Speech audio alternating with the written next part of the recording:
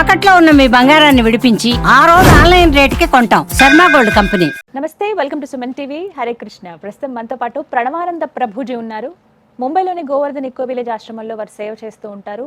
వివిధ మాధ్యమాల్లో వారు శ్రీకృష్ణ భగవానుడి గురించి, అలాగే మనందరికీ ఇన్స్పైరింగ్గా ఎన్నో మాటలు చెప్తూ ఉంటారు. ఇందులో భాగంగా వారు సుమన్ టీవీ స్టూడియోకి విచ్చేశారు.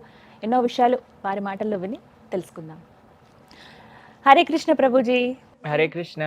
శివరాత్రి పర్వదినం రాబోతోంది. అయితే ఈ సందర్భంగా చాలా మందికి ఎన్నో సందేహాలు. శివరాత్రి రోజు అసలు ఏం చేయాలి, ఏం చేయకూడదు, ఎటువంటి నియమాలు పాటించాలి, ఆ స్మరణ చేసేటప్పుడు కూడా ఎటువంటి స్మరణ చేయాలి, ఇలా రకరకాల ప్రశ్నలు అడుగుతూ ఉన్నారు. ఇందులో భాగంగా మీ సమాధానం అండి. శ్రీమద్ గోపీశ్వరం వందే శంకరం కరుణాలయం అశేష క్లేశహరం దేవం బృందారణ్యరతిప్రదం.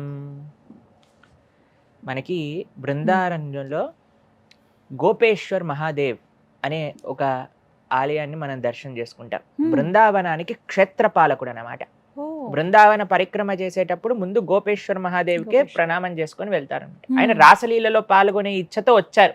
కృష్ణుడు ఆ సేవ ఇచ్చారు, బృందావనాన్ని సంరక్షించండి అని. ఆయన అనుమతి లేనిది ఎవ్వరూ కూడా ఆ రాసస్థలి లోపలికి వెళ్ళలేరు అనమాట. ఆయనకి విశేషం ఏంటో తెలుసా? బృందావనంలో ఆయనకి ప్రతిరోజు గోపికలాగా డ్రెస్సింగ్ చేస్తారు. శివుడికి గాగ్రా చోలి వేస్తారనమాట. పైనుంచి ఇలా కొంగు కప్పి కళ్ళకి కాటుక, ముక్కుకి ఆభరణాలు, చెవులకు ఆభరణాలు, గాజులు అన్ని వేస్తారు అక్కడ ఉండే శివుడికి. గోపికలాగా ఆయన తయారయ్యి వచ్చారు. ఎందుకంటే కృష్ణుడి యొక్క సాంగత్యం పొందడానికి కోసం కృష్ణుడితో నృత్యం చేయాలి అని. కానీ ఆయన పరదా ఒకసారి ఎగిరిపోతుంది, అప్పుడు అందరికి తెలిసిపోతుంది శివుడు వచ్చాడు. అప్పుడు కృష్ణుడు అంటాడు, నువ్వు ఎలౌడ్ కాదు, నువ్వు ఇంకో సేవ చేయాలి అని క్షేత్రపాలక సేవని ఆయనకి ఇస్తారనమాట. కాబట్టి ఇప్పుడు కూడా మీరు చూసారనుకోండి ఎంత బ్యూటిఫుల్ గా తయారు చేస్తారు. కాబట్టి ఆయనని బృందారణ్య రతిప్రదం అంటారు. ఆ బృందారణ్యం పట్ల ప్రేమ కలిగేటట్టుగా ఆశీర్వదించగలిగిన శక్తి పరమశివుడికి ఉందట అని చెప్తారు. అయితే మీరు అన్నట్టు శివరాత్రి రోజు ఏం చేయాలి, ఏం చేయకూడదు? భగవంతుణ్ణి భౌతిక కోరికతో ఆశ్రయించకండి. పరమశివుడి దగ్గరికి వెళ్ళినప్పుడు నాకు ఇది కావాలి, నాకు అది కావాలి, ఇది కావాలి, ఈ కోరికలు అడగండి. వెళ్ళి అయ్యా నీ పూర్తి కృప, పరిపూర్ణ కృప నా పైన ఉంచు అని ప్రార్థన చేయండి. మన శాస్త్రాలు చెప్తూ ఉంటాయి ఆయన యొక్క వైభవం గురించి. ఎంత గొప్ప తత్వము పరమశివుడి యొక్క తత్వం. కాబట్టి ఆశ్రయించేటప్పుడు మనస్ఫూర్తిగా ఎటువంటి కల్మసములు లేకుండా ఆశ్రయించండి. ఏ భౌతికమైన వాసనలు లేకుండా ఆశ్రయించండి. ఆయన పరిపూర్ణ కృప, నువ్వు ఏదైతే నాకు అన్నిటికంటే బెస్ట్ అనుకుంటున్నావో దాన్ని నాకు ఇవ్వు. చేయకూడని విషయం ఒకటి చెప్తాను. ఏంటో తెలిసిన అండి, మేము చిన్నప్పుడు చూసేవాళ్ళము, ఈ శివరాత్రి జాగరణల పేరుతో సినిమాలకి వెళ్తారు. మీరు చూసారా? ఇప్పటికీ ఉందా అలానే? ఇప్పటికీ అలానే. ఇది అన్నిటికంటే పరమ దారుణమైన విషయం. పుణ్యం కాదు, మహాపాపం చుట్టుకుంటుంది.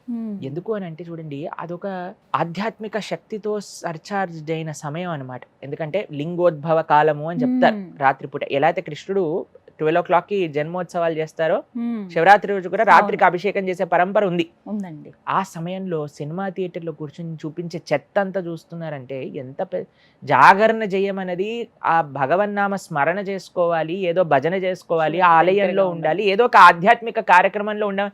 సినిమా చూసి జాగరణ చేయమని చెప్పలేదు ఎవరు కూడా. కాబట్టి ఇలాంటి పనులు, తప్పుదాలు మనం చేయకూడదండి. చాలా తప్పిదాలు చేస్తూ ఉన్నారు.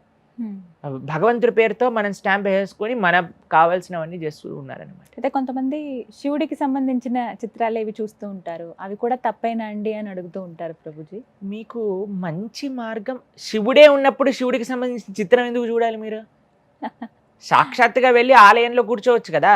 ఏదో అభిషేకం చేసుకోవటమో, కృష్ణరామ అనుకోవటమో, భజన చేసుకోవటమో, ఏదో ఒకటి చేసుకోవచ్చు కదా. మరి మంచి ఆప్షన్ ఉన్నప్పుడు దాన్ని చెడు చేసేందుకు మనం చూడాలి? ఏ సినిమా అయినా సరే ప్యూర్ గా శివుడి కథ కానీ కృష్ణుడి కథ కానీ చూపిస్తుందా? దాంట్లో వాళ్ళ మసాలా కూడా కొద్దిగా యాడ్ చేసే ఉంటుంది కదా. కాబట్టి ఎందుకు అసలు సినిమా థియేటర్కి ఎందుకు వెళ్ళాలి? అలాంటి తమో గుణంతో నిండిపోయిన ప్రదేశానికి ఎందుకు వెళ్ళాలి? సత్వగుణంతో నిండి ఉన్న ప్రదేశానికి వెళ్ళొచ్చు కదా. మనము ఇళ్లలో చూసే వాళ్ళు కూడా ఉంటారండి.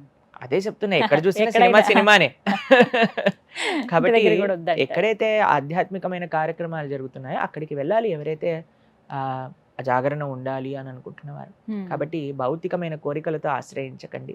ఆయన యొక్క పూర్తి కృప కావాలి అని మాత్రమే, పరిపూర్ణ కృప కావాలి అని ఆర్జించండి. అలానే సినిమాలకు వెళ్ళటము ఇలాంటి పిచ్చి పనులన్నీ చేయకూడదు. జాగ్రత్తగా మంచిగా ఉండడానికి ప్రయత్నం చేయాలి. అలానే కొంతమంది చెప్తూ ఉంటారు, శివుడు గాంజా తాగుతారు కాబట్టి మేము కూడా చేస్తాం. మీరు వినాలా? ప్రభుజీ, నేను అసలు ఈ ప్రశ్న అడుగుదాం అనుకున్నాను. చాలా మంది అనే మాట ఇది, ఆ శివయ్యే తాగుతాడు గంజాయి, మేము కూడా ఆ తన్మయత్వంలో ఉన్నాం, ఆ శివయ్యని ఆశ్రయించాలనుకుంటున్నాము, శివనామ స్మరణ చేస్తూ ఉన్నాం, అందులో భాగంగానే మేము కూడా ఈ గాంజాయి తీసుకుంటున్నాం అంటారు. ఇది ఎంతవరకు కరెక్ట్? అంటే ఇవాళ రోజుల్లో చాలా మంది నుంచి ఆ మాట వింటున్నాం. ఫస్ట్ గాంజా తాగే ముందు వాళ్ళు చేయాల్సిన పని ఏంటి తెలుసా? శివుడు కాలకూట విషయాన్ని సేవించారు. అంటే మన లిటరల్గా చెప్పట్లేదు, కానీ పోలిక పెట్టుకోవాలి అంటే అన్నిట్లో పెట్టుకోండి. శివుడు గాంజాయి తాగుతున్నాడు అని నువ్వు ఒప్పుకుంటే ఆయన ఎప్పుడు అలాంటి పని చేయడండి. కానీ అలా పోర్ట్రే చేస్తూ నువ్వు నమ్మే కదా నువ్వు తాగుతున్నావు, అప్పుడు శివుడు విషం కూడా తాగాడు. తాగే శక్తి నీ దగ్గర ఉందా? కాబట్టి ఇలాంటి పిచ్చి పోలికలు మనం పెట్టుకోకూడదు అనమాట. ఆయన తత్వం గొప్ప తత్వం అయింది. నిమ్నానాం యథాగంగా దేవానాం అచ్యుతో తదా వైష్ణవానాం యథాశంభు పురాణానాం ఇదం తదా అని భాగవతం చెప్తుంది. కాబట్టి ఆయన పరమ సాత్వికమైన స్వభావమైనది. ఎప్పుడు కూడా భగవన్నామని చెప్తూ ఉంటారు. ఈశ్వర ఉవాచ శ్రీరామ రామ రామేతి రమే రామే మనోరమే సహస్రనామ తత్తుల్యం రామనామ వరాననే. ఎవరు చెప్పింది ఇది? సాక్షాత్తుగా ఈశ్వరుడే పార్వతీదేవికి చెప్పారు.